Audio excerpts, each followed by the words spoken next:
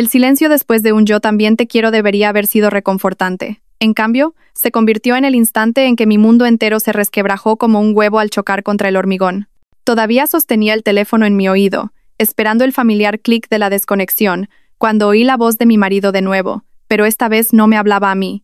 «Se lo ha tragado todo», dijo Íñigo, su voz con ese tono de satisfacción que yo había confundido con felicidad en nuestro matrimonio. El numerito de la viuda afligida va a ser perfecto cuando llegue el momento. La sangre se me heló en las venas. El teléfono temblaba en mi mano mientras otra voz se unía a la conversación. Una voz que hizo que el estómago se me cayera a los pies. «La póliza del seguro es sólida», dijo mi hermanastro, Borja, sus palabras cortándome como fragmentos de cristal. 2 millones de euros más las propiedades de la herencia. Una vez que activemos la cláusula sobre su inestabilidad, todo se transfiere limpiamente. Apreté el teléfono con más fuerza contra mi oído. Mi corazón martilleaba tan fuerte que temí que pudieran oírlo a través de la línea. La cocina a mi alrededor, nuestra cocina con sus alegres paredes amarillas y la taza de café que Íñigo me había comprado para nuestro aniversario, de repente se sintió como un decorado de teatro falso y hueco. «El cambio de medicación fue una genialidad», continuó Íñigo, y pude oír la sonrisa en su voz. «El doctor Morales cree que está ayudando a su depresión, pero esas pastillas la van a volver paranoica, errática. Unas semanas más y tendremos toda la documentación que necesitamos». Mis piernas cedieron. Me desplomé contra la encimera de la cocina, el granito frío contra mi espalda mientras el teléfono se deslizaba de mis dedos entumecidos. Pero todavía podía oírlos hablar, sus voces flotando desde el dispositivo que se había convertido en una ventana a mi propia destrucción. «¿Y qué hay de Beatriz?», preguntó Borja.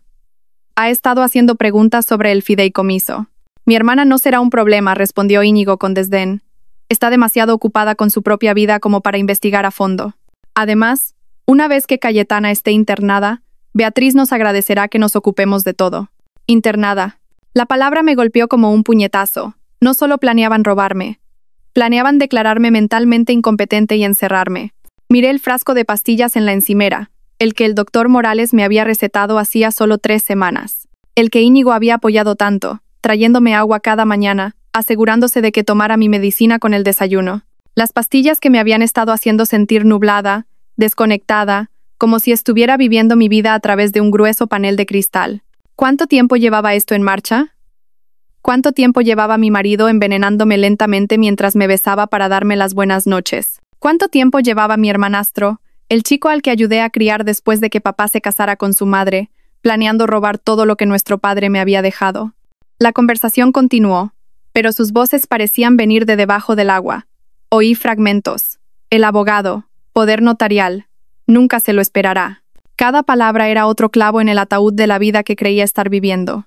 «Mi nombre es Cayetana Alonso, y hasta hace 3 minutos, creía ser una mujer luchando contra la depresión tras perder a mi padre, apoyada por un marido cariñoso y una familia atenta. Ahora sabía que era la presa, y los cazadores me habían estado acechando durante meses. Me obligué a respirar, a pensar. El teléfono seguía conectado. Todavía no sabían que podía oírlos. Por primera vez en semanas, mi mente se sintió aguda, clara, probablemente porque había olvidado tomar mi medicación matutina con las prisas por llegar a mi cita de terapia. Terapia. Otra pieza del rompecabezas encajó. El doctor Morales, que había sido tan rápido en recetar medicación, tan ansioso por documentar mis episodios. ¿Cuánto le estaba pagando Íñigo? ¿O era Borja quien movía esos hilos? Cogí el teléfono con manos temblorosas y terminé la llamada. El silencio que siguió fue más ensordecedor que su conversación. Luego me senté en mi cocina, la cocina donde Íñigo me preparaba el café cada mañana, donde Borja había compartido las comidas de domingo con nosotros, donde me había sentido segura y amada, y empecé a planear. Creían que estaban cazando a un ciervo herido. No tenían ni idea de que habían despertado a una loba. A la mañana siguiente, hice algo que no había hecho en semanas. Fingí tomar mi medicación. Íñigo me vio tragar la pastilla con su habitual sonrisa preocupada. La misma expresión que había puesto cuando me cogió la mano en el funeral de papá, cuando prometió encargarse de todo. «¿Cómo te sientes hoy, cariño?», preguntó, apartando un mechón de pelo de mi cara con unos dedos que ahora sentía como hielo contra mi piel. Mejor mentí, forzándome a inclinarme hacia su contacto. «La niebla se está disipando un poco». Su sonrisa se tensó, casi imperceptiblemente. «Eso es maravilloso. Pero ¿recuerda lo que dijo el doctor Morales? La recuperación no es lineal. Podrías tener algunos días malos por delante». Estaba preparando el terreno para mi inevitable colapso. Qué considerado por su parte. Lo sé, dije suavemente. Solo estoy agradecida de tenerte para que te ocupes de todo. No sé qué haría sin ti. Las palabras sabían a ceniza en mi boca, pero la expresión de Íñigo se relajó. Me besó en la frente y tuve que luchar para no apartarme. Siempre cuidaré de ti, Cayetana. Siempre. Después de que se fue a trabajar, escupí la pastilla en la palma de mi mano y la tiré por el inodoro. Luego llamé a mi trabajo en la Galería de Arte para decir que estaba enferma. Un trabajo que Íñigo me había estado animando a dejar, alegando que el estrés era demasiado para mi frágil estado. Tenía trabajo que hacer. Mi primera parada fue el banco. Había dejado que Íñigo manejara nuestras finanzas desde la muerte de papá, demasiado afligida y medicada para preocuparme por el dinero. Pero todavía tenía acceso a mis cuentas, y necesitaba ver exactamente qué había estado pasando con mi herencia. Los números en la pantalla me revolvieron el estómago. Transferencias, retiradas, cambios de inversión, todo autorizado con mi firma electrónica, excepto que yo nunca había autorizado nada de eso. Íñigo había estado moviendo mi dinero sistemáticamente. Pequeñas cantidades al principio, luego sumas más grandes a medida que mi depresión empeoraba y me involucraba menos en las decisiones del día a día. La directora del banco, la señora Benjumea, apareció a mi lado. ¿Está todo bien, señora Alonso? Parece pálida. Me volví hacia ella, esta mujer que conocía a mi familia desde hacía años, que había ayudado a papá a establecer mi fideicomiso cuando cumplí 25. Señora Benjumea, necesito preguntarle algo y necesito que sea completamente honesta conmigo, ella asintió, la preocupación surcando sus facciones. ¿Ha estado mi marido aquí recientemente, haciendo cambios en mis cuentas? Su expresión cambió, se volvió cautelosa. Señora Alonso, quizás deberíamos discutir esto en mi despacho.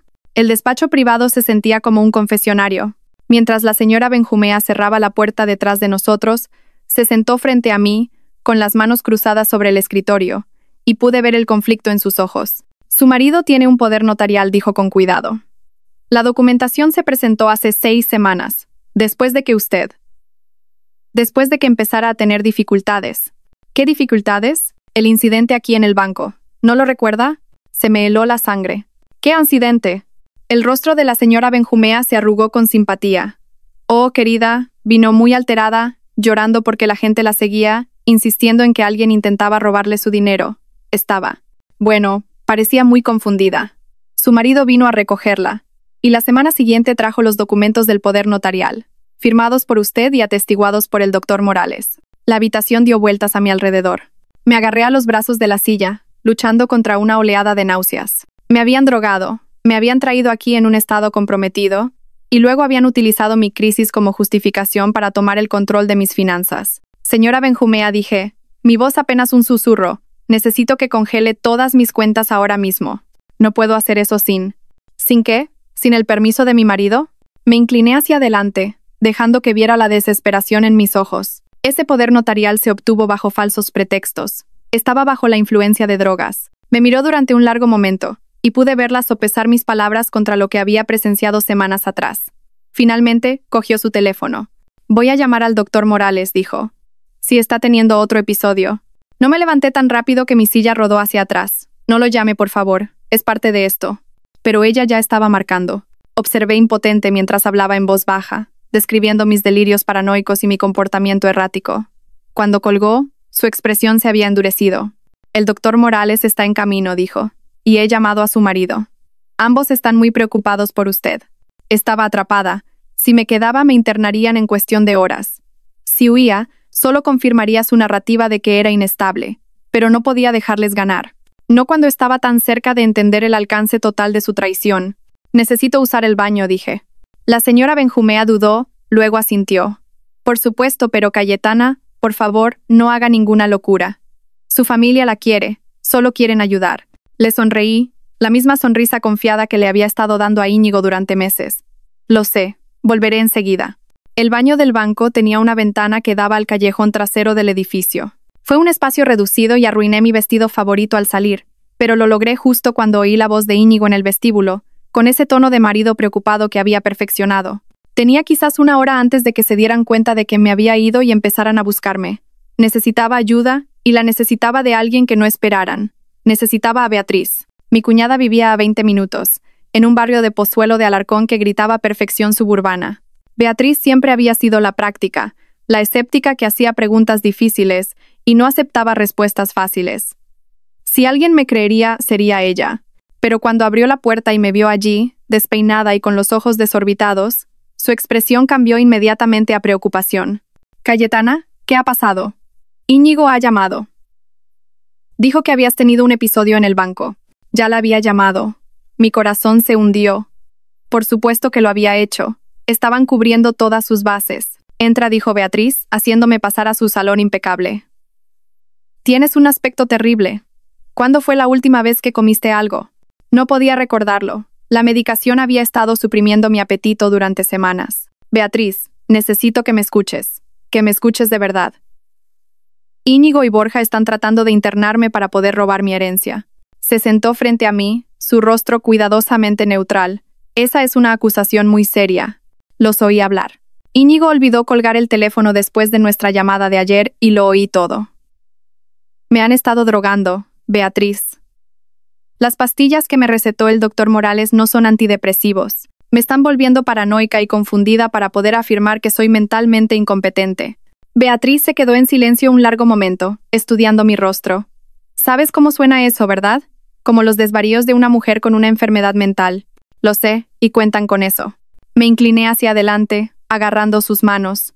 Pero tú me conoces, Beatriz. Me conoces desde hace 8 años. ¿Te he mentido alguna vez? ¿He sido alguna vez otra cosa que racional y sensata? Apretó mis manos suavemente. No, pero el duelo puede cambiar a la gente, Cayetana. Y la depresión. No estoy deprimida. Las palabras salieron de mí más fuertes de lo que pretendía. Quiero decir, estaba triste por papá. Por supuesto que lo estaba. Pero no era suicida ni delirante ni ninguna de las cosas que Íñigo ha estado diciendo. La única vez que me he sentido loca es cuando he estado tomando esas pastillas. El teléfono de Beatriz vibró. Miró la pantalla y vi el nombre de Íñigo. No contestes, le supliqué. Por favor, solo dame 5 minutos para demostrar lo que digo. Dudó, luego rechazó la llamada. 5 minutos. Saqué mi teléfono y le mostré la aplicación del banco, las transferencias y retiradas que habían estado ocurriendo sin mi conocimiento. Luego le mostré el frasco de pastillas, explicando cómo Íñigo había sido tan insistente con mi horario de medicación. Todo esto podría tener una explicación, dijo Beatriz, pero su voz era menos segura ahora. Quizás Íñigo solo intentaba ayudar a gestionar tus finanzas mientras estabas de luto. ¿Y la medicación? Entonces explica esto. Reproduje la grabación que había hecho de la llamada del día anterior. Había sido lo suficientemente inteligente como para empezar a grabar en el momento en que me di cuenta de que Íñigo no había colgado. El rostro de Beatriz se puso blanco mientras escuchaba la voz de su hermano discutiendo mi inestabilidad y el dinero del seguro. Cuando la voz de Borja se unió, hablando de activar cláusulas y transferir activos, pareció que iba a vomitar. «Oh, Dios mío», susurró. «Oh, Dios mío, Cayetana, lo siento mucho. No tenía ni idea». ¿Mi Chris? ¿Cómo no iba a hacerlo? Esa es la voz de Íñigo, clara como el agua. Se levantó, caminando de un lado a otro hacia la ventana. «Pero esto es criminal. Tenemos que llamar a la policía». ¿Con qué pruebas? ¿Una grabación que podría ser descartada como falsa? Mi palabra contra la de un médico respetado y mi marido afligido. Negué con la cabeza. Han estado planeando esto durante meses, Beatriz. Tienen documentación, testigos, informes médicos. Para cuando la policía investigue todo, estaré encerrada en un centro psiquiátrico, y ellos habrán vaciado todas las cuentas. El teléfono de Beatriz vibró de nuevo. Esta vez era Borja. «Ahora te llama él», también observé. Están coordinando su búsqueda. Rechazó la llamada, pero pude ver los engranajes girando en su mente. «¿Qué quieres hacer?» «Quiero destruirlos. Pero necesito ayuda, y necesito que alguien en quien confían me ayude a hacerlo». Beatriz me miró durante un largo momento, luego asintió lentamente. «¿Qué necesitas?» El plan que urdimos era simple en concepto, pero complejo en su ejecución. Beatriz llamaría a Íñigo, le diría que me había encontrado teniendo una crisis en su salón y lo convencería de que necesitaba intervención psiquiátrica inmediata. Sugeriría llevarme al consultorio del doctor Morales, donde Íñigo podría firmar los papeles de internamiento. Mientras tanto, yo estaría reuniendo pruebas. «Esto es increíblemente peligroso», advirtió Beatriz mientras me ayudaba a subir a la parte trasera de su SUV. «No me atraparán», dije, aunque mi corazón martilleaba contra mis costillas. «Íñigo cree que estoy teniendo un brote psicótico. No esperará que esté pensando con la suficiente claridad como para investigar». Beatriz me llevó al edificio de oficinas de Íñigo y me dejó en el aparcamiento. Tenía quizás 2 horas antes de la falsa cita en el consultorio del doctor Morales. 2 horas para encontrar pruebas de lo que habían estado planeando. El bufete de abogados de Íñigo ocupaba 3 plantas de un rascacielos en el centro, en la Castellana. Había estado allí docenas de veces para fiestas de la oficina y cenas con clientes, así que el guardia de seguridad, Jerónimo, me reconoció y me dejó pasar sin hacer preguntas. «Señora Alonso, ¿cómo se encuentra?» Íñigo mencionó que había estado indispuesta. «Mucho mejor, gracias, Jerónimo. Solo necesito coger algo del despacho de Íñigo». La secretaria de Íñigo estaba almorzando. La puerta de su despacho estaba sin cerrar. Me deslicé dentro e inmediatamente fui a su ordenador. Siempre había sido descuidado con las contraseñas, usando la misma combinación de nuestra fecha de aniversario y el apellido de soltera de su madre para todo. Lo que encontré en sus archivos hizo que mis manos temblaran de rabia. Había correos electrónicos que se remontaban a 6 meses atrás, conversaciones con Borja sobre la situación cayetana. Lo habían estado planeando desde antes del funeral de papá, esperando el momento adecuado para atacar. Había comunicaciones con el doctor Morales sobre protocolos de medicación, discusiones sobre dosis y efectos secundarios. Había documentos falsificados con mi firma, formularios de seguros que nunca había visto y un cronograma detallado para mi deterioro mental. Pero la peor parte era la carpeta etiquetada como planes de contingencia. Dentro había fotografías mías tomadas sin mi conocimiento. Fotos mías con aspecto desaliñado y confundido, claramente tomadas durante mis peores días medicada. Había declaraciones de testigos de personas que nunca había conocido, afirmando haber observado mi comportamiento errático. Incluso había una nota de suicidio falsa escrita en una fuente que imitaba mi caligrafía. No solo planeaban robarme, planeaban destruirme tan completamente que nadie creería jamás mi versión de la historia. Copié todo a una memoria USB. Mis manos temblaban mientras trabajaba. Entonces encontré algo que me heló la sangre. Una póliza de seguro de vida que nunca había firmado, con Íñigo como único beneficiario. La prestación por fallecimiento era de 5 millones de euros. No planeaban tenerme internada indefinidamente. Planeaban tenerme internada el tiempo suficiente para establecer un patrón de enfermedad mental, y luego, mi teléfono vibró. Un mensaje de Beatriz.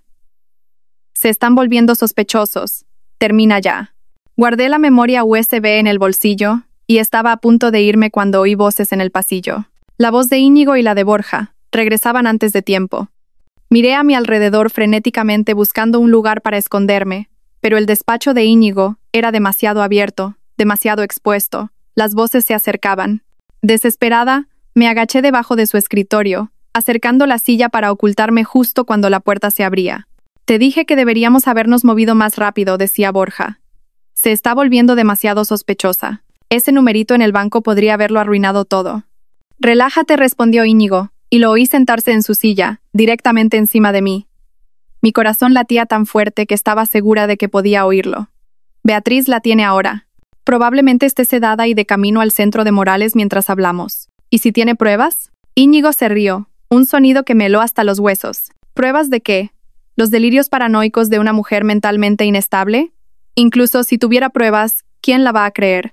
Tenemos documentación médica que se remonta a meses. Tenemos testigos. Tenemos a su propia familia apoyando nuestra versión de los hechos». Me tapé la boca con la mano para no hacer ruido. La memoria USB en mi bolsillo parecía quemar a través de la tela. «Además», continuó Íñigo, «una vez que esté internada, no importará lo que crea haber oído. Morales la tendrá tan medicada que no recordará ni su propio nombre, y mucho menos alguna teoría de conspiración sobre su amado marido». «¿Y la fase final?», preguntó Borja. 6 meses, quizás menos si podemos acelerar su declive. Un trágico accidente en el centro psiquiátrico, provocado por la abrumadora culpa de sus acusaciones paranoicas contra las personas que más la querían. Muy triste, muy creíble.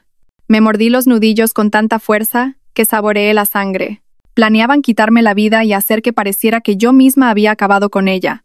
La póliza de seguro de vida pagaría. La herencia se transferiría a Íñigo como mi viudo. Y Borja obtendría su parte por ayudar a orquestar mi destrucción. «¿Y qué hay de Beatriz?», preguntó Borja. Parecía genuinamente preocupada hoy. «Beatriz siempre ha sido de corazón blando. Una vez que Cayetana se haya ido, nos agradecerá que hayamos manejado una situación tan difícil. Puede que incluso nos dé las gracias por poner fin a su sufrimiento». Mi teléfono vibró contra mi pierna.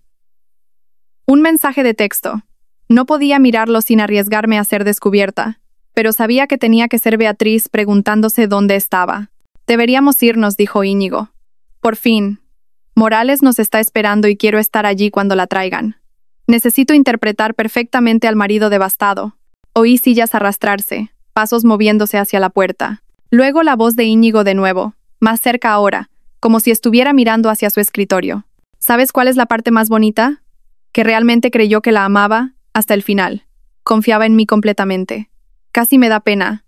Casi. Bueno, vale 7 millones de euros. Eso compra mucha compasión. Se fueron, sus risas resonando en el pasillo. Me quedé debajo del escritorio otros 5 minutos, asegurándome de que realmente se habían ido antes de salir con piernas temblorosas. 7 millones de euros.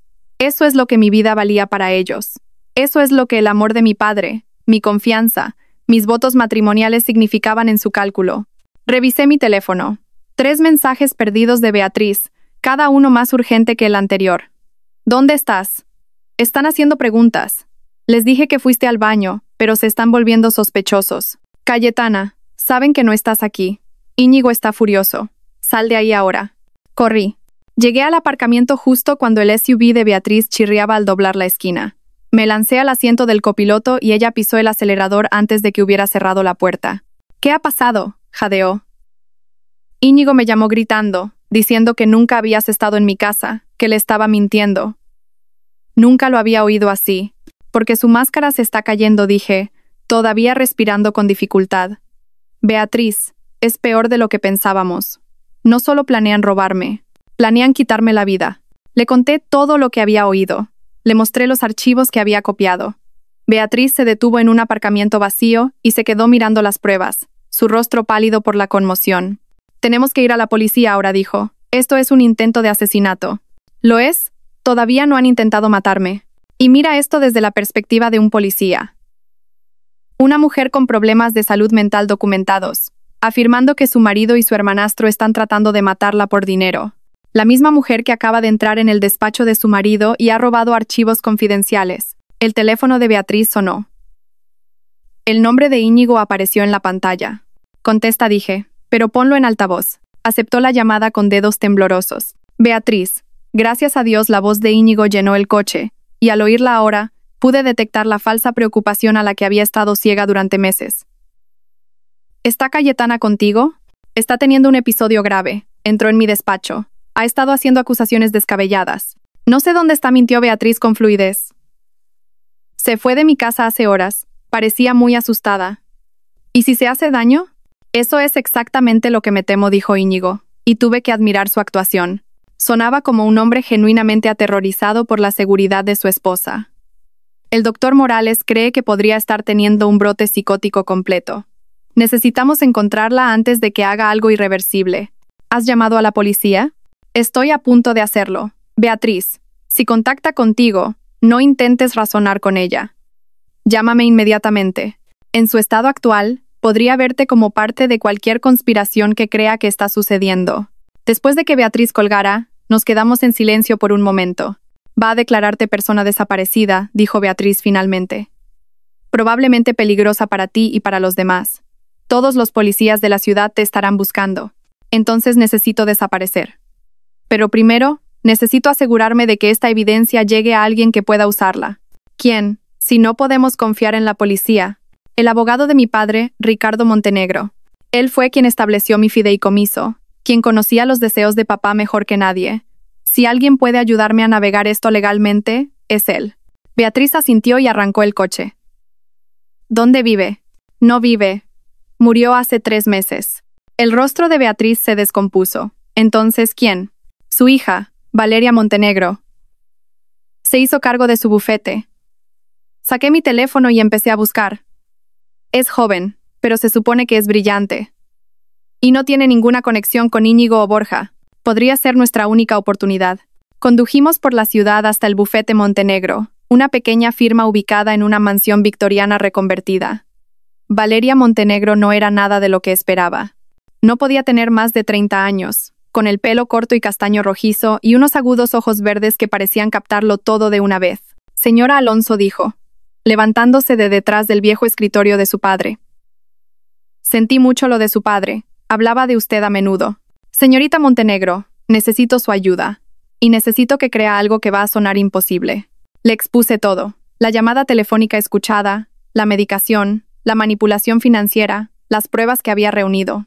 Valeria escuchó sin interrupción, tomando notas ocasionalmente, su expresión volviéndose más seria con cada revelación. Cuando terminé, se quedó en silencio un largo momento. Esto es exhaustivo, dijo finalmente, y si la mitad es cierto, está en peligro inminente. ¿McCree? Creo en las pruebas. Estos registros financieros, los documentos falsificados, las pólizas de seguro. Esto no es obra de una mujer delirante. Es un fraude sofisticado y a largo plazo. Se inclinó hacia adelante. Pero, señora Alonso, incluso con estas pruebas, procesar este caso será increíblemente difícil. Han construido una narrativa muy convincente sobre su estado mental. No quiero procesarlos, dije en voz baja. Quiero destruirlos. Valeria enarcó una ceja. No estoy segura de entender. Han pasado meses destruyendo sistemáticamente mi credibilidad, mis relaciones, mi sentido de la realidad. Han robado mi dinero y planeado mi muerte. Enviarlos a la cárcel no es suficiente. Quiero que sientan lo que yo sentí. Quiero que lo pierdan todo, de la misma manera que ellos planearon que yo lo perdiera todo. Beatriz se movió incómoda a mi lado. Cayetana, quizás deberíamos centrarnos en detenerlos. No. Me volví para mirarla y pude verla estremecerse ante lo que sea que viera en mis ojos. Hicieron esto personal cuando decidieron que mi vida valía 7 millones de euros. Cuando Íñigo me besaba para darme las buenas noches mientras planeaba matarme. Cuando Borja, mi propio hermanastro, ayudó a falsificar mi firma en mi propia sentencia de muerte. Me volví hacia Valeria. ¿Puede ayudarme o no? Valeria se quedó en silencio un momento. Luego sonrió, una expresión aguda y depredadora que me recordó a su padre. Señora Alonso, creo que podemos hacer algo mejor que simplemente destruirlos. Creo que podemos hacer que se destruyan a sí mismos. El plan que Valeria esbozó era elegante en su simplicidad y devastador en su alcance. Usaríamos su propia conspiración contra ellos, convirtiendo sus planes cuidadosamente trazados en los instrumentos de su caída. La clave, explicó Valeria, es que ellos creen que tienen el control. Piensan que eres mentalmente inestable y que estás huyendo asustada. Vamos a dejar que sigan pensando eso mientras desmantelamos sistemáticamente sus vidas. La fase 1 ya estaba en marcha. Mientras Íñigo y Borja me buscaban, Valeria estaba presentando embargos preventivos para congelar todas mis cuentas y activos, utilizando las pruebas de fraude que había reunido. También estaba preparando denuncias penales y demandas civiles que los mantendrían enredados en batallas legales durante años. Pero eso era solo el principio. ¿Su hermanastro Borja trabaja en el sector inmobiliario, correcto?, preguntó Valeria. Sí. Tiene varios proyectos importantes en marcha. Proyectos que dependen de inversores que valoran la integridad y la confianza. ¿Cómo cree que reaccionarían esos inversores si descubrieran que está involucrado en fraude a mayores y un intento de asesinato? Beatriz parecía incómoda. No es eso. Quiero decir, ¿estamos hablando de destruir las inversiones de gente inocente?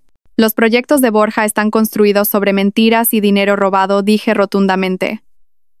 Cualquier inversor que pierda dinero por sus crímenes es una víctima, no una baja colateral de nuestra venganza. Valeria asintió con aprobación. Exactamente.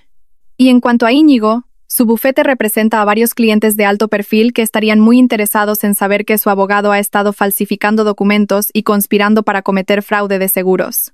Estás hablando de acabar con sus carreras, dijo Beatriz. Ellos estaban hablando de acabar con mi vida, repliqué. Esto es misericordia en comparación con lo que planearon para mí. La fase 2 involucraba al Dr. Morales. Valeria tenía contactos en el colegio de médicos que estarían muy interesados en revisar sus archivos de pacientes, especialmente los patrones sospechosos de medicación y las relaciones financieras con las familias de ciertos pacientes. Pero la parte más importante, dijo Valeria, es que necesitamos que se incriminen aún más. Ahora mismo tenemos pruebas de fraude y conspiración, pero necesitamos que tomen acciones que demuestren claramente la intención de hacerle daño. ¿Cómo hacemos eso? Les damos lo que quieren. Les dejamos pensar que han ganado. El plan requería que yo desapareciera por completo durante 72 horas mientras Valeria ponía en marcha la maquinaria legal. Beatriz me llevó a la casa rural de su familia en la Sierra de Guadarrama, un lugar al que Íñigo nunca había ido y que Borja no conocía. Durante 3 días viví como un fantasma, sin teléfono, sin internet, sin contacto con el mundo exterior. Beatriz me traía provisiones y noticias, pero sobre todo me sentaba sola con mis pensamientos y mi rabia, planeando lo que diría cuando llegara el momento. Al tercer día, Beatriz llegó con noticias. Está funcionando, dijo, sus ojos brillantes de emoción. Íñigo ha presentado una denuncia por desaparición, alegando que eres suicida y peligrosa. Borja ha estado moviendo hilos para que la policía priorice tu búsqueda. Y el doctor Morales ha estado preparando una orden de internamiento psiquiátrico. ¿Y el lado legal? Valeria ha estado ocupada. Ha presentado denuncias ante el Colegio de Médicos, el Colegio de Abogados y la Fiscalía. También ha estado contactando discretamente a los inversores de Borja y a los clientes de Íñigo, solo haciendo preguntas inocentes sobre sus relaciones. Y Beatriz sonrió. 3 de los mayores inversores de Borja se han retirado. El bufete de Íñigo está llevando a cabo una investigación interna, y la licencia médica del doctor Morales está bajo revisión. Bien, pero no es suficiente. Necesitan confesar. Necesitan admitir lo que han hecho de una manera que no pueda ser negada o explicada. ¿Cómo conseguimos eso? Sonreí, y Beatriz dio un paso atrás ante la expresión de mi rostro. Les damos exactamente lo que han estado planeando. Fingimos mi muerte. El plan era una locura, peligroso y absolutamente perfecto. Valeria tenía un contacto en el Instituto Anatómico Forense, una mujer que le debía un favor a su padre y estaba dispuesta a ayudar a preparar un certificado de defunción. Beatriz encontraría mi cuerpo al pie de un acantilado cerca de la casa rural. Un aparente suicidio provocado por mi crisis mental. El cuerpo estaría demasiado dañado para una identificación inmediata, lo que nos daría tiempo. Mientras tanto, yo estaría escondida en una casa segura que Valeria había arreglado, observando cómo Íñigo y Borja celebraban su victoria e, inevitablemente, revelaban el alcance total de sus crímenes. «Esto es una locura», dijo Beatriz por 100ª vez mientras nos preparábamos. «Nada saldrá mal», dije, aunque mi corazón se aceleraba. Íñigo y Borja se creen muy listos, muy cuidadosos, pero están a punto de cometer el mayor error de sus vidas. Van a confiar el uno en el otro. El suicidio fingido salió a la perfección. Beatriz llamó al 112 histérica, informando que había encontrado mi coche abandonado cerca del acantilado y mi cuerpo al fondo. Los agentes que respondieron encontraron la escena exactamente como la habíamos preparado. Mi chaqueta enganchada en la rama de un árbol, mi bolso esparcido por las rocas y un cuerpo que requeriría registros dentales para ser identificado. Desde mi escondite en la casa segura de Valeria, vi la cobertura de noticias con sombría satisfacción. Íñigo interpretó al viudo afligido a la perfección, dando entrevistas sobre mi lucha con la enfermedad mental y sus desesperados intentos por ayudarme. «Era el amor de mi vida», le dijo al reportero, con lágrimas corriendo por su rostro. Ojalá hubiera podido salvarla. Borja fue más discreto pero igualmente convincente, hablando de cómo la familia había intentado apoyarme en mi difícil momento tras la muerte de papá. Pero sabía que la verdadera conversación ocurriría cuando pensaran que nadie los observaba. Valeria había dispuesto que se colocaran equipos de vigilancia en la casa de Íñigo y en el despacho de Borja. No tuvimos que esperar mucho. 2 días después de mi muerte, se reunieron en casa de Íñigo para celebrar. «No puedo creer que haya funcionado», dijo Borja, su voz llegando claramente a través de los micrófonos ocultos.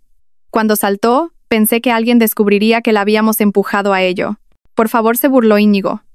«Todo el mundo sabe que era mentalmente inestable. El accidente era inevitable. Nosotros solo lo ayudamos un poco. El dinero del seguro debería llegar en un mes», continuó Borja. 5 millones más las propiedades de la herencia, al 50/50, como acordamos. En realidad, dijo Íñigo, y pude oír la sonrisa en su voz, he estado pensando en nuestro acuerdo. Hubo una pausa. ¿Qué quieres decir? Bueno, yo hice la mayor parte del trabajo. La medicación, la manipulación psicológica, lidiar con ella día tras día. Tú solo ayudaste con la parte financiera. Acordamos 50/50, Íñigo. Acordamos muchas cosas, pero Cayetana está muerta, y las muertas no tienen hermanastros. En lo que a la ley respecta, soy su único heredero. Me incliné hacia adelante, apenas creyendo lo que oía. Ya se estaban traicionando, tal como esperaba. «Hijo de puta», gruñó Borja. «Esta fue mi idea. Yo fui quien descubrió cómo acceder a su fideicomiso. Yo encontré al doctor Morales. Y yo fui quien se casó con ella. Yo fui quien pasó 2 años fingiendo amar a una mujer que no soportaba. ¿Tienes idea de lo agotador que era fingir que me importaban sus sentimientos, su estúpido trabajo en la galería de arte, sus patéticos intentos de cocinar?» Las palabras me golpearon como puñetazos, aunque sabía que vendrían. Oír a Íñigo describir nuestro matrimonio como una elaborada estafa, oír el desprecio en su voz cuando hablaba de la vida que habíamos construido juntos. Era casi más de lo que podía soportar, pero me obligué a seguir escuchando. «Me gané cada céntimo de ese dinero», continuó Íñigo. «Y si crees que vas a entrar y llevarte la mitad, eres más delirante que Cayetana». «Lo revelaré todo», amenazó Borja, Le contaré a la policía sobre la medicación, sobre el doctor Morales, sobre todo. Íñigo se rió. ¿Con qué pruebas? ¿Crees que guardé registros de nuestras conversaciones? ¿Crees que dejé un rastro de papel? La única evidencia que existía estaba en mi ordenador, y ya la he destruido. Mi corazón se hundió. Si Íñigo había destruido las pruebas, entonces todo lo que había copiado podría ser inútil. Además, continuó Íñigo, ¿quién te va a creer? Solo eres el hermanastro afligido tratando de sacar provecho de la muerte de tu hermana. Yo soy el viudo devastado. Adivina qué historia encontrará el jurado más convincente. Bastardo, dijo Borja, y pude oír la rabia creciendo en su voz. ¿Crees que puedes simplemente dejarme fuera después de todo lo que he hecho? Creo que puedo hacer lo que quiera. Cayetana está muerta. El dinero es mío, y no puedes probar lo contrario. Hubo un sonido de forcejeo. Luego la voz de Borja, tensa y enojada. Quítame las manos de encima. Fuera de mi casa, dijo Íñigo fríamente. Y si vuelves a amenazarme, me aseguraré de que la policía sepa exactamente quién me dio la idea de drogar a mi pobre esposa mentalmente enferma. Esto no ha terminado, escupió Borja. Sí, lo ha hecho. Cayetana está muerta. Y también nuestra sociedad. No vuelvas a contactarme. Oí un portazo, luego silencio. A través de la cámara de vigilancia, vi a Íñigo servirse una copa y brindar a la habitación vacía. Por Cayetana, dijo con una sonrisa cruel. Gracias por los 7 millones, cariño. Apagué la grabación y me recosté, mis manos temblando de rabia.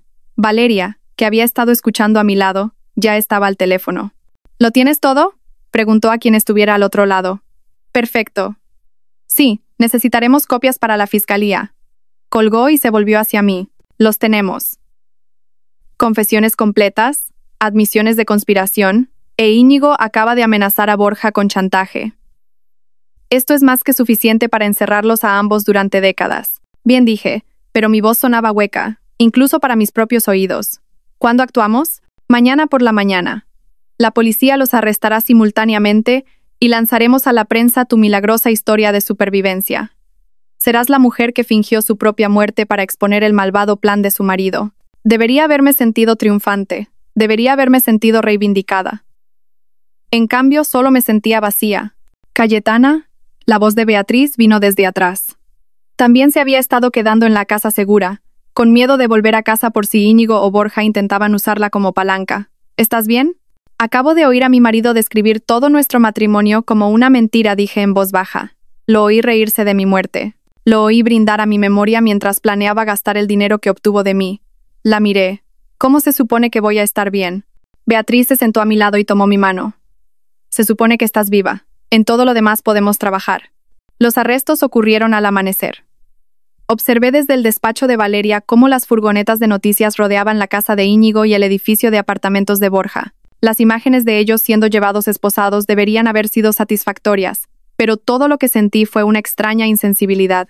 Señora Alonso. El asistente de Valeria llamó a la puerta. La rueda de prensa es en 1 hora. ¿Está lista? Me miré en el espejo.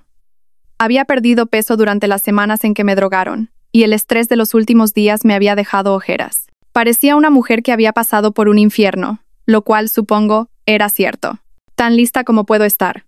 La rueda de prensa fue un circo. Los reporteros gritaban preguntas sobre cómo había sobrevivido, por qué había fingido mi muerte, qué había descubierto sobre el complot de mi marido.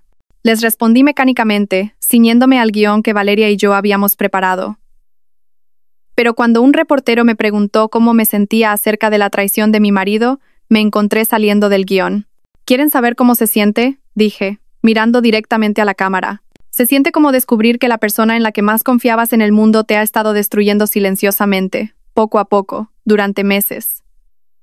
Se siente como aprender que cada te quiero era una mentira, cada beso una actuación. Cada momento de intimidad era él calculando cuánto valdría mi muerte. La sala se quedó en silencio. Se siente como morir mientras todavía estás viva, continué. Íñigo no solo planeó matar mi cuerpo, mató mi capacidad de confiar, mi fe en el amor, mi creencia de que las personas más cercanas a mí realmente se preocupaban por si vivía o moría. Al menos si me hubiera disparado, habría muerto creyendo que nuestro matrimonio era real. Me levanté, ignorando los intentos de Valeria de que me sentara de nuevo. Pero esto es lo que Íñigo y Borja no tuvieron en cuenta, dije, mi voz haciéndose más fuerte. No contaron con que yo fuera lo suficientemente inteligente como para descubrir su juego. No contaron con que tuviera gente que realmente se preocupara por mí, como mi cuñada, Beatriz, y mi abogada, Valeria. y definitivamente no contaron con que estuviera lo suficientemente enfadada como para contraatacar. Me incliné hacia los micrófonos. Para cualquiera que esté pasando por algo similar, si alguien está tratando de convencerte de que estás loca, si alguien te está forzando a tomar una medicación que no necesitas, si alguien te está aislando de tu sistema de apoyo, confía en tus instintos. No eres paranoica, no eres delirante y no estás sola. Salí de la rueda de prensa entre un estruendoso aplauso, pero apenas lo oí. Todo en lo que podía pensar era en ir a casa, excepto que ya no tenía un hogar. La casa que había compartido con Íñigo era ahora la escena de un crimen, e incluso si no lo fuera, nunca podría volver a vivir allí. El juicio fue una sensación mediática. Íñigo y Borja intentaron afirmar que habían sido incriminados, que yo había orquestado de alguna manera un elaborado engaño para hacerlos parecer culpables, pero las pruebas eran abrumadoras. Las grabaciones, los documentos falsificados, el testimonio del doctor Morales, quien se había retractado y aceptado testificar a cambio de una sentencia reducida. Testifiqué durante 3 días, guiando al jurado a través de cada detalle de la conspiración. Les hablé de las pastillas que me hacían sentir que estaba perdiendo la cabeza, de las manipulaciones financieras que había descubierto, del momento en que oí a mi marido planear mi muerte. El abogado de Íñigo intentó pintarme como una mujer vengativa que buscaba venganza contra un hombre inocente, pero las grabaciones hablaban por sí mismas. Cuando el jurado oyó a Íñigo brindar por mi muerte y alardear del dinero del seguro, varios de ellos parecieron físicamente enfermos. El veredicto llegó después de solo 4 horas de deliberación. Culpables de todos los cargos. Íñigo recibió 25 años por conspiración para cometer asesinato, fraude de seguros y abuso de mayores. Borja recibió 20 años por su papel en la conspiración. El doctor Morales recibió 10 años y perdió su licencia médica permanentemente. Debería haberme sentido reivindicada. Debería haber sentido que se había hecho justicia. En cambio, me sentí vacía. 6 meses después del juicio, vivía en un pequeño apartamento al otro lado de la ciudad, tratando de reconstruir una vida que me resultaba completamente ajena. Las compañías de seguros habían pagado las reclamaciones por mi muerte, y luego demandaron para recuperar el dinero cuando aparecí viva. Mi herencia estaba bloqueada en procedimientos legales. La galería de arte me había despedido durante mi crisis de salud mental, y nadie parecía ansioso por contratar a la mujer que fingió su propia muerte, aunque fuera por buenas razones. Beatriz me visitaba regularmente, pero podía ver la preocupación en sus ojos. No estaba mejorando. Si acaso estaba empeorando. La insensibilidad que había comenzado durante el juicio se había extendido hasta que sentí que vivía mi vida a través de un grueso cristal, viendo cómo todo le sucedía a otra persona. Necesitas hablar con alguien, dijo Beatriz durante una de sus visitas. Un terapeuta, un consejero, alguien que pueda ayudarte a procesar lo que pasó. Ya he tenido suficientes terapeutas, dije rotundamente. El último intentaba que me internaran para que mi marido pudiera robarme el dinero. No todos los terapeutas son como el doctor Morales. Hay gente buena, gente que realmente quiere ayudar. Sabía que tenía razón, pero no podía importarme. ¿De qué servía sanar cuando todo lo que había creído sobre mi vida había sido una mentira? ¿De qué servía seguir adelante cuando no podía confiar en mi propio juicio sobre las personas? Sonó el timbre, interrumpiendo mi espiral de autocompasión. No esperaba a nadie y Beatriz ya estaba aquí. Miré por la mirilla y vi a una mujer que no reconocí. De mediana edad, vestida profesionalmente, con ojos amables y una expresión paciente.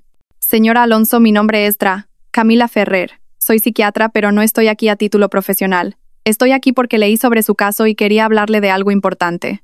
Abrí la puerta, pero mantuve la cadena puesta. Si esto es sobre tratamiento, no lo es. Es sobre otras mujeres. Mujeres que han pasado por lo que usted pasó. Eso captó mi atención. Quité la cadena y la dejé entrar. Ladrá. Ferrer se sentó en mi salón y sacó una carpeta. He estado trabajando con víctimas de abuso psicológico durante 15 años, dijo. Lo que le pasó a usted, la drogadicción sistemática, el gaslighting, la manipulación financiera, es más común de lo que cree. Abrió la carpeta y me mostró fotografías, documentos, recortes de prensa. Estos son solo del último año. Mujeres cuyos maridos o familiares intentaron que las declararan incompetentes. Mujeres que fueron manipuladas y a las que les dijeron que estaban locas. La mayoría no se dio cuenta a tiempo. Miré las fotos. Mujeres de todas las edades, de todos los orígenes, todas con la misma mirada atormentada que yo veía en mi propio espejo cada mañana. ¿Qué les pasó? Algunas están en centros psiquiátricos, fuertemente medicadas e incapaces de defenderse. Algunas lo perdieron todo y viven en la pobreza. Unas pocas. Hizo una pausa. Unas pocas no sobrevivieron.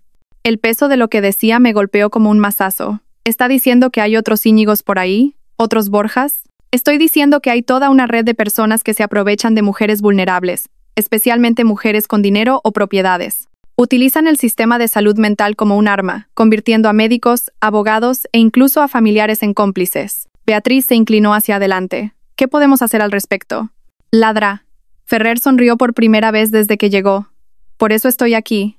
Señora Alonso, usted tiene algo que estas otras mujeres no tienen. Usted tiene pruebas. Tiene evidencia. Tiene una historia que la gente cree. Entonces tiene el poder de exponer todo este sistema. De ayudar a otras mujeres que están pasando por lo que usted pasó. De asegurarse de que lo que le pasó a usted no le vuelva a pasar a nadie más. Me quedé en silencio un largo momento, pensando en las mujeres de las fotografías, en la mirada vacía de sus ojos que coincidía con la mía. ¿Qué tendría que hacer? Contar su historia. No solo las partes sensacionalistas que salieron en las noticias, sino la historia real. Las señales sutiles, la erosión gradual de su autonomía, la forma en que la hicieron dudar de su propia cordura. Ayudar a otras mujeres a reconocer las señales de advertencia antes de que sea demasiado tarde. ¿Y cree que eso ayudaría? Creo que podría salvar vidas. La fundación empezó pequeña, solo yo, Ladra, Ferrer y Beatriz trabajando desde un despacho alquilado en el centro. La llamamos Fundación Cayetana Alonso para la concienciación sobre el abuso psicológico. Y nuestra misión era simple: educar a las mujeres sobre las señales de advertencia de la manipulación psicológica sistemática y proporcionar recursos para aquellas que sospechaban que estaban siendo víctimas. Los primeros meses fueron duros. Tuve que revivir mi historia una y otra vez, hablando en grupos de apoyo y organizaciones de mujeres, dando entrevistas a periodistas e investigadores. Cada vez que la contaba, sentía que estaba hurgando en una herida que se negaba a sanar. Pero algo extraño empezó a suceder.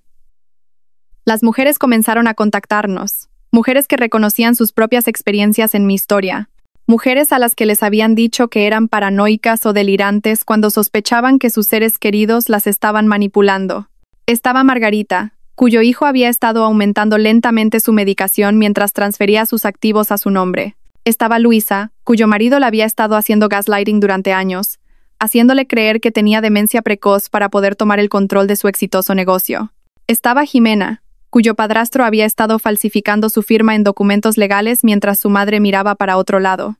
Cada historia era diferente, pero el patrón era siempre el mismo: aislamiento, medicación, gaslighting y manipulación financiera.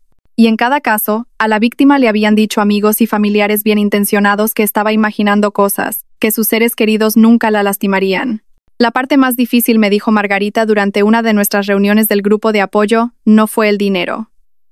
Fue darme cuenta de que mi propio hijo me veía como nada más que una cuenta bancaria con piernas. Sabía exactamente a qué se refería. A medida que la fundación crecía, empezamos a desarrollar recursos, listas de señales de advertencia, guías legales para proteger activos, redes de médicos y abogados de confianza que entendían el abuso psicológico. Creamos una línea de ayuda para mujeres que sospechaban que estaban siendo manipuladas, atendida por voluntarias que habían pasado por experiencias similares. Pero lo más importante que hicimos fue escuchar. Creímos a las mujeres cuando decían que algo andaba mal, incluso cuando aún no podían probarlo. Validamos sus instintos y las ayudamos a confiar en sí mismas de nuevo. 5 años después de la condena de Íñigo, me presenté ante una comisión del Congreso de los Diputados para testificar sobre la necesidad de una legislación nacional para combatir el abuso psicológico y la explotación financiera de adultos vulnerables. El sistema actual, dije a los legisladores reunidos, trata estos crímenes como asuntos civiles o disputas familiares. Pero lo que me pasó a mí y a cientos de otras mujeres no son disputas familiares. Son empresas criminales sofisticadas que destruyen vidas y roban miles de millones de euros cada año. Miré a los miembros de la comisión. Algunos tomaban notas, otros miraban sus teléfonos, pero unos pocos escuchaban de verdad, y eso era suficiente. Los perpetradores cuentan con nuestro silencio, continué. Cuentan con la vergüenza y la duda de sus víctimas. Cuentan con un sistema que no toma en serio a las mujeres cuando dicen que algo anda mal. Pero ya no estamos en silencio. No estamos avergonzadas. Y no nos vamos a ir. La legislación se aprobó 6 meses después. La ley Cayetana Alonso creó penas federales para el abuso psicológico en casos de explotación financiera, estableció fondos para servicios a las víctimas y exigió formación para las fuerzas del orden y los profesionales médicos. Debería haberme sentido triunfante. Debería haber sentido que finalmente había obtenido justicia, no solo para mí, sino para todas las mujeres que habían sido silenciadas, desestimadas y a las que les habían dicho que estaban locas. En cambio, sentí algo que no había experimentado en años: paz. La llamada llegó un viernes por la mañana en primavera. Estaba en mi despacho de la fundación revisando un expediente cuando mi asistente llamó a la puerta. «Señora Alonso, hay alguien aquí para verla. Dice que es personal». Levanté la vista y vi a una joven de unos 20 años con el pelo oscuro y ojos nerviosos. Me resultaba familiar, pero no podía ubicarla. «Siento molestarla», dijo, entrando en mi despacho. «Mi nombre es Raquel Morales. Soy la hija del doctor Morales». El expediente se me cayó de las manos. El doctor Morales, el psiquiatra que había ayudado a Íñigo, había sido liberado de prisión 6 meses antes tras cumplir su sentencia reducida. «Sé que no tiene ninguna razón para escucharme», continuó Raquel rápidamente, viendo mi expresión, «pero necesito decirle algo sobre mi padre, sobre lo que está haciendo ahora». Le hice un gesto para que se sentara, mi corazón ya acelerado. «¿Qué quiere decir?» «Lo está haciendo de nuevo, lo mismo que le hizo a usted. Ha encontrado nuevas víctimas, nuevos socios, y esta vez está siendo más cuidadoso». Raquel sacó una carpeta y la puso sobre mi escritorio. «Lo he estado vigilando desde que salió. Sé que lo que le hizo fue imperdonable, pero es mi padre y esperaba que la prisión lo hubiera cambiado. Pero no fue así. Si acaso, lo hizo más listo para cubrir sus huellas». Abrí la carpeta y sentí que se me helaba la sangre. Había fotografías de mujeres mayores, informes médicos, documentos financieros. Era el mismo patrón que había visto antes: drogadicción sistemática, aislamiento, manipulación financiera. «¿Cuántas?», pregunté en voz baja. «Al menos 6 que yo sepa, quizás más». Ahora trabaja con una red, otros médicos, abogados, administradores de residencias. Su objetivo son viudas ricas, mujeres con activos sustanciales y sin familiares cercanos que las protejan. Estudié las fotografías, viendo mi propia historia reflejada en los rostros de estas mujeres. La confusión, el miedo, la erosión gradual de su autonomía. «¿Por qué me cuenta esto? ¿Por qué no va a la policía?». El rostro de Raquel se descompuso. «Lo intenté, pero ha aprendido de sus errores. Todo parece legítimo sobre el papel. Los medicamentos se recetan para condiciones válidas. Los acuerdos financieros están debidamente documentados. La familia parece genuinamente preocupada. Sin alguien dentro, sin pruebas de la conspiración, la policía cree que solo soy una hija tratando de causarle problemas a su padre criminal». «Exactamente». Se inclinó hacia adelante. «Pero usted lo detuvo antes. Usted lo expuso. Si alguien puede hacerlo de nuevo, es usted». Me quedé mirando los archivos, sintiendo el familiar peso de la responsabilidad sobre mis hombros. Había construido una buena vida para mí en los últimos 5 años. La fundación prosperaba. Había encontrado la paz. Incluso había empezado a salir con alguien de nuevo. Un hombre amable llamado Héctor que conocía mi historia y me amaba de todos modos. Podía alejarme de esto, dejar que otro se encargara. Pero luego volví a mirar las fotografías, los rostros de las mujeres que estaban viviendo lo que yo había sobrevivido, mujeres que podrían no tener tanta suerte como yo. «¿Qué necesita de mí?», pregunté. La investigación duró 8 meses. Trabajando con Raquel como nuestra fuente interna, construimos lentamente un caso contra el doctor Morales y su red. Era más sofisticado que cualquier cosa que Íñigo y Borja hubieran intentado. Una operación multiestatal que involucraba a docenas de conspiradores y cientos de víctimas. La parte más difícil fue verlo suceder en tiempo real, sabiendo que las mujeres estaban siendo manipuladas mientras reuníamos pruebas. Pero teníamos que ser pacientes, construir un caso hermético que no pudiera ser desestimado ni negociado. «La señora Henderson está empeorando», informó Raquel durante una de nuestras reuniones semanales. «Le han aumentado la medicación de nuevo y su hija la está presionando para que le firme un poder notarial». La señora Henderson era una de las víctimas que habíamos estado monitoreando, una viuda de 75 años con un patrimonio sustancial y una hija que de repente se había interesado mucho en las finanzas de su madre después de conocer al doctor Morales. «¿Cuánto tiempo tenemos?», pregunté. «Quizás una semana. Una vez que obtengan el poder notarial, se moverán rápido. Han aprendido de su caso. Saben que no deben alargarlo demasiado». Tomé una decisión que habría aterrorizado a mi antiguo yo, a la mujer que confiaba en todos y no cuestionaba nada. «Vamos a entrar, esta noche. Pero aún no tenemos suficientes pruebas. Tenemos suficientes para salvar a la señora Henderson. Y a veces, eso tiene que ser suficiente». La redada tuvo lugar al amanecer. Agentes de la Unidad de Delincuencia Económica y Fiscal, UDEF, coordinados a nivel nacional, intervinieron en 12 ubicaciones simultáneamente: el consultorio del doctor Morales, las residencias, los bufetes de abogados, las casas de los conspiradores. Estuve allí cuando arrestaron al doctor Morales. Parecía más viejo, más frágil de lo que recordaba, pero sus ojos todavía tenían el mismo cálculo frío que me había helado años atrás. Señora Alonso, dijo mientras se lo llevaban esposado. Debería haber sabido que usted estaba detrás de esto. Debería haberse quedado en la cárcel, repliqué. O mejor aún, debería haber encontrado otra profesión. Sonrió, una expresión que me puso la piel de gallina. ¿Cree que ha ganado algo aquí? ¿Cree que esto cambia algo? Hay docenas de operaciones como esta. Cientos de médicos y abogados que saben lo rentables que pueden ser las mujeres vulnerables. No puede detenerlos a todos. Quizás no dije, pero puedo detenerlo a usted. Y eso es suficiente por hoy. El juicio fue aún más grande que el de Íñigo y Borja.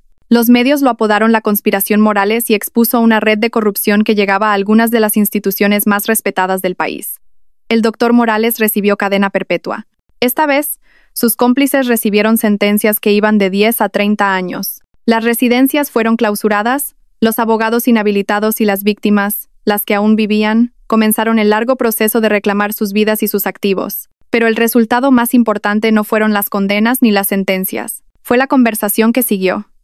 De repente, todo el mundo hablaba de abuso psicológico, de la vulnerabilidad de las mujeres mayores, de los sistemas que no lograban protegerlas. Las facultades de medicina comenzaron a exigir cursos sobre el reconocimiento del abuso.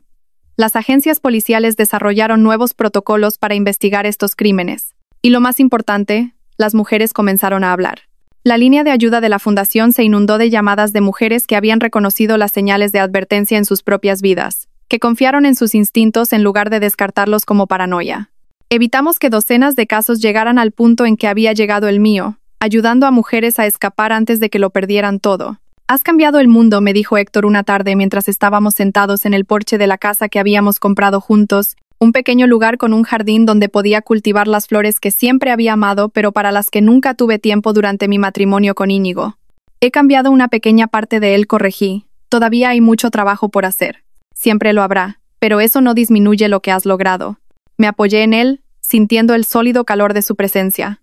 Héctor no era en absoluto como Íñigo. Era honesto donde Íñigo había sido engañoso, comprensivo donde Íñigo había sido manipulador, genuino donde Íñigo había sido calculador. Me había llevado años volver a confiar, creer que alguien podría amarme sin querer destruirme. «¿Te arrepientes alguna vez?», preguntó. «De luchar en lugar de simplemente alejarte». Lo pensé por un momento, viendo la puesta de sol pintar el cielo en tonos dorados y rosados. No dije finalmente. Íñigo y Borja me quitaron 2 años de mi vida, pero también me dieron algo. Me dieron un propósito.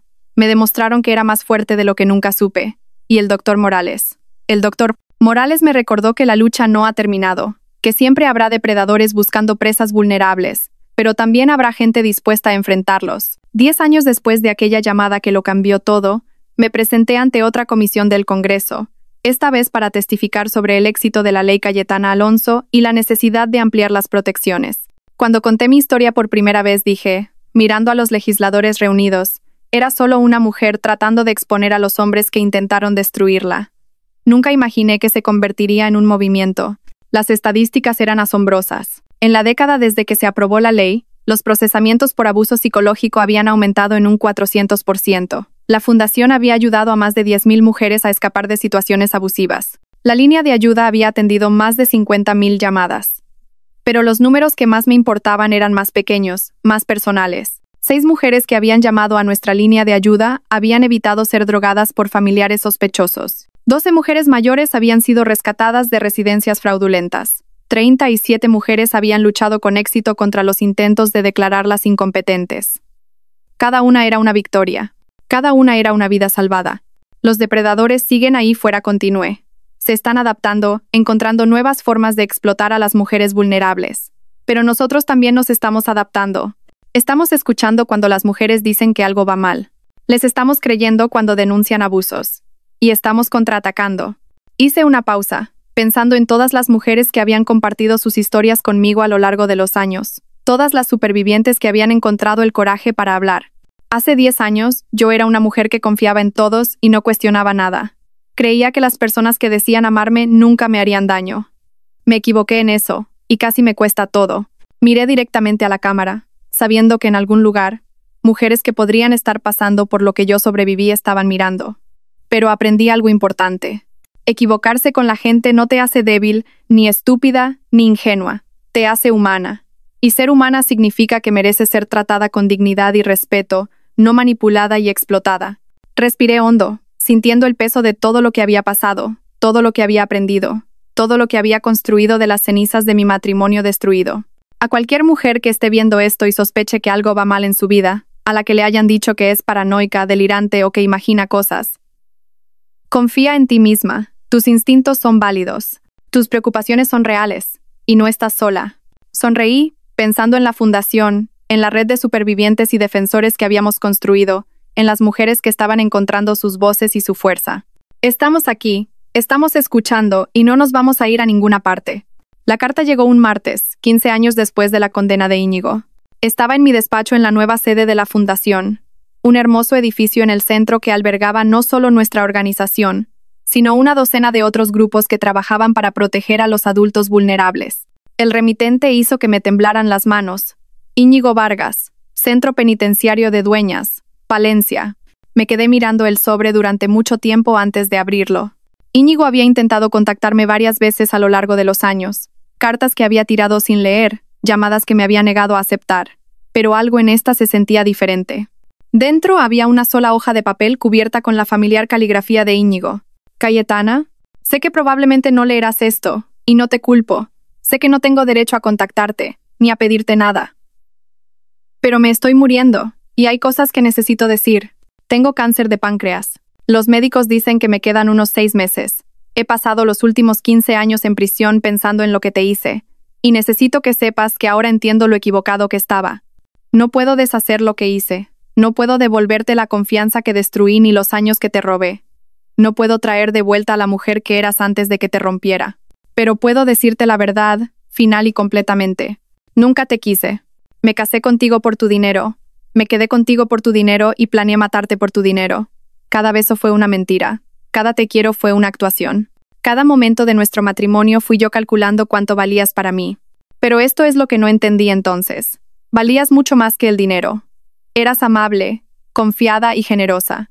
Y en lugar de atesorar esas cualidades, las exploté. Merecías un marido que te protegiera, no uno que te destruyera. He visto las noticias a lo largo de los años. He visto lo que has construido, las mujeres a las que has ayudado, las vidas que has salvado. Tomaste lo peor que te pasó y lo convertiste en algo hermoso. Tomaste mi traición y la usaste para proteger a otras mujeres de hombres como yo. No espero tu perdón. No lo merezco. Pero quería que supieras que, aunque nunca te quise como merecías, respeto en lo que te has convertido. Eres más fuerte de lo que yo fui, más valiente de lo que yo fui, mejor de lo que yo fui. Lo siento, Cayetana, por todo, por cada mentira, cada manipulación, cada momento de dolor que te causé. Siento no haber sido el hombre con el que pensaste que te casabas. Siento no haber sido el hombre que merecías. Espero que seas feliz. Espero que hayas encontrado a alguien que te quiera como deberías ser querida. Espero que hayas encontrado la paz. Íñigo. Leí la carta 2 veces. Luego la dejé sobre mi escritorio y miré por la ventana a la ciudad. En algún lugar había mujeres viviendo sus vidas, confiando en sus parejas, creyendo en el amor. Algunas serían traicionadas como yo, pero muchas más estarían protegidas gracias al trabajo que habíamos hecho, a las conversaciones que habíamos iniciado, a los sistemas que habíamos cambiado. Pensé en la mujer que había sido 15 años atrás. Confiada, ingenua, vulnerable. Ella se había ido, destruida por la traición de Íñigo, tan seguramente como si la hubiera matado. Pero de sus cenizas había surgido alguien más fuerte, alguien que podía proteger a otros de los depredadores que veían la vulnerabilidad como una oportunidad. Cogí mi teléfono y llamé a Héctor.